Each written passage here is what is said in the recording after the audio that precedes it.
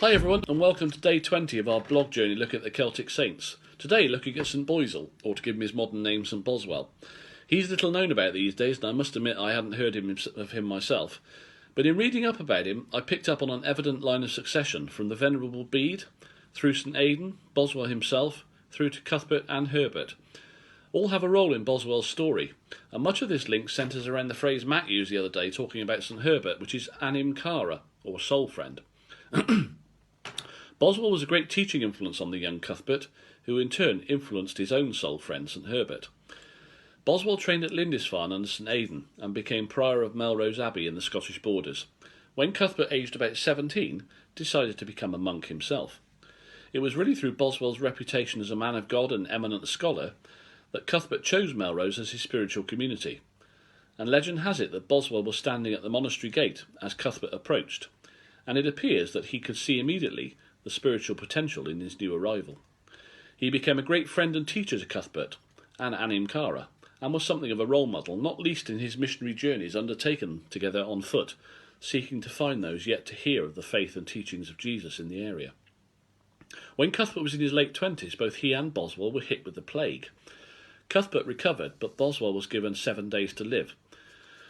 The two of them spent those 7 days reading the Gospel of John together as Boswell had wished. Great loyalty and loving friendship in the toughest of times.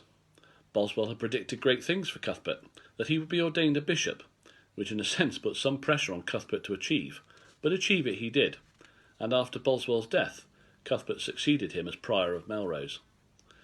This lovely story of friendship and encouraging influence may ring true for some of you. A teacher you recalled as inspirational, a friend who welcomed you, encouraged you and wanted the best for you, a real anim cara.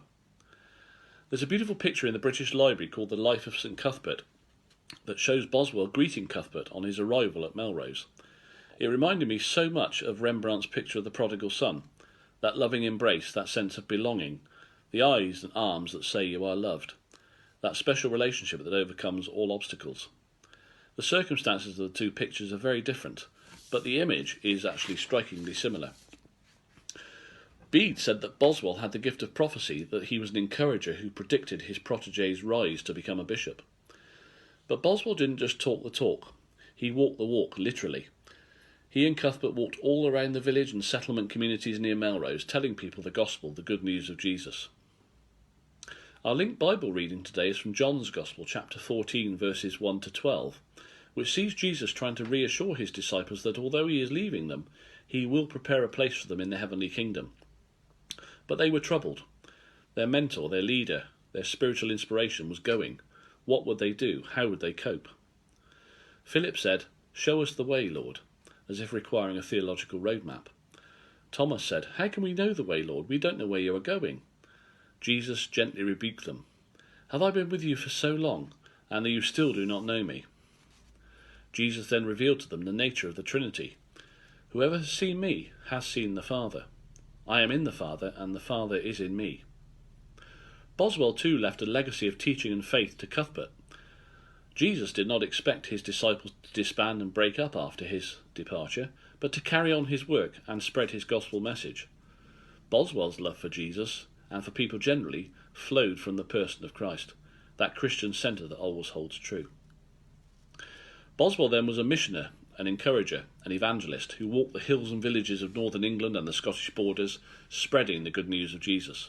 He was getting out and doing it like Paul did in the emerging Christian communities of the Mediterranean. He persevered, he believed, and these walks were the basis too of his prophesying great things for Cuthbert. As they walked together, he was able to watch him grow and develop the confidence to spread the gospel, getting to know someone by spending time walking alongside them and making time for them. Do we do this? Do we make time for God, let alone other people? That's our challenge. Can we come alongside people? Can we meet them at their point of need? Can we do these things as a church? Can we engage with those who struggle? Or are we content to be a cosy club that shuts the world and its issues out? I don't believe we are like that, and I believe that lockdown has indeed shown much of what we could be in terms of the regular acts of kindness, the empathy, that coming alongside rather than standing in front of. That is what soul friends like Boswell and Cuthbert did, and that is their legacy. Boswell died around AD 661 and was buried at Melrose Abbey, his spiritual home. His remains were later taken to Durham, but somehow sadly later lost. So although his remains were lost, we can still today appreciate the legacy of this undeservedly obscure saint. Let's remember and appreciate him today. He left a wonderful legacy of helping others to know Jesus. The Venerable Bede described him as a great scholar and credited him with the gift of prophecy. We can see he was blessed with so many gifts that helped others to grow in faith, gifts of wisdom, encouragement, missionary zeal, outreach, and love for Jesus, which he emphasised in his often used phrase, "How good a Jesus have we?"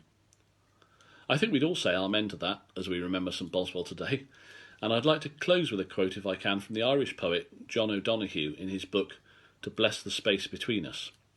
When talking of living a good life, he said, "May you experience each day as a sacred gift woven around the heart of wonder." That's something to live by, isn't it? God bless everyone. Have a good day and a weekend, and bye for now.